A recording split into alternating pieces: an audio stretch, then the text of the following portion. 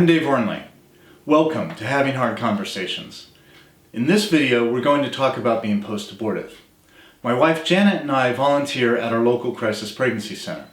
Janet heads up the post-abortive ministry there. She either supervises or leads the post-abortive healing Bible studies for women, and I lead the studies for men when we have any.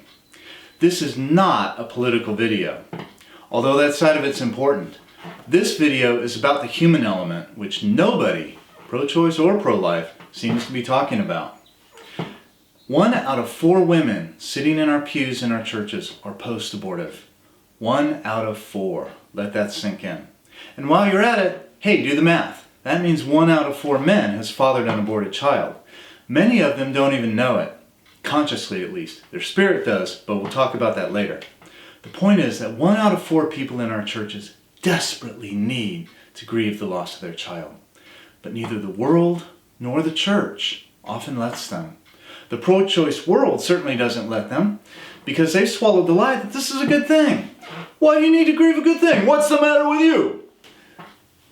But too often the church doesn't let them grieve either, because we're so caught up in the political side of it, we've forgotten the human side of it. And this sends a message to post-abortive people that it's not safe to admit you're post-abortive. And unfortunately, in many churches, that's all too true. I don't think it's because churches are mean. I think it's because a lot of us, 1, don't know how many people are post-abortive, and 2, we don't know what it's like to be post-abortive. So let's find out. Janet and I also volunteer on a Rachel's Vineyard team that does post-abortive healing weekend retreats. I talked to our team leaders, Maggie, Marty, and Matt, about what it's like to be post-abortive. There's no one even path that post-abortive women or men are on. It's just like the grief process. It's a roller coaster. Oftentimes you will see unworthiness. That's a big one. Regret, anger, fear. But I think the biggest one that we see is a true disconnect from God. You'll have many post-abortion men and women sitting in the pews of your church and playing the role, but until they're able to receive that spiritual healing, will they truly be reconnected and with the love and the mercy of God. And sometimes you'll find men and women who are in such deep denial that they are convinced that it's not impacting them. But in our experience, we've never seen anyone that hasn't been impacted in some way in their life, whether they're identifying it or not, from the having an abortion. And another piece that's very important is the lack of self-worth, the self-loathing, the inability to forgive themselves or feel at all worthy of forgiveness from God. And it's a secret, and our society requires it to be a secret because the social message is that this is a good thing. Even if in their heart of hearts they carry guilt, they carry shame, they carry regret. There's that struggle that supposedly they chose this, so you don't have the right to have any grief or any sadness or any hurt about this.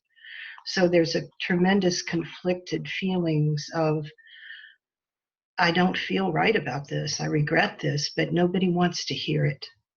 So if they do happen to, by the grace of God, open up and speak a little bit about it, then to be criticized is horrible for them. It's a great risk. It takes much courage to want to say, I'm hurting about this and I have a problem. We're talking from a male perspective. I would say a good part of it is denial.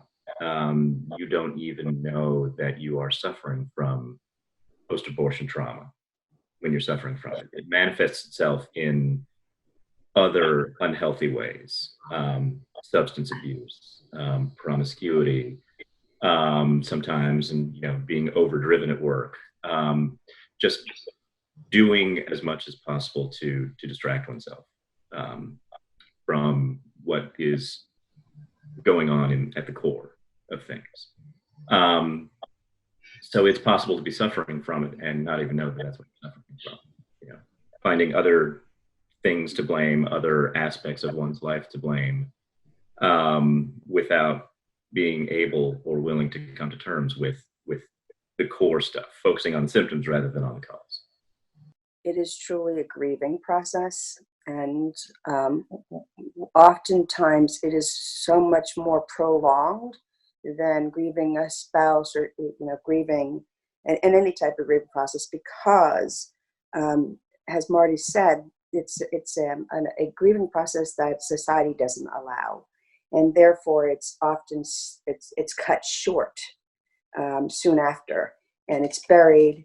And some reasons could be for society, but also the unworthiness. How can I even allow myself to grieve, because it was at my own hand, my own decision. And so it's a prolonged grieving process. And also it can be in existence for 10, 20, 30, 40 years. We see people, 40 years after abortion come for healing.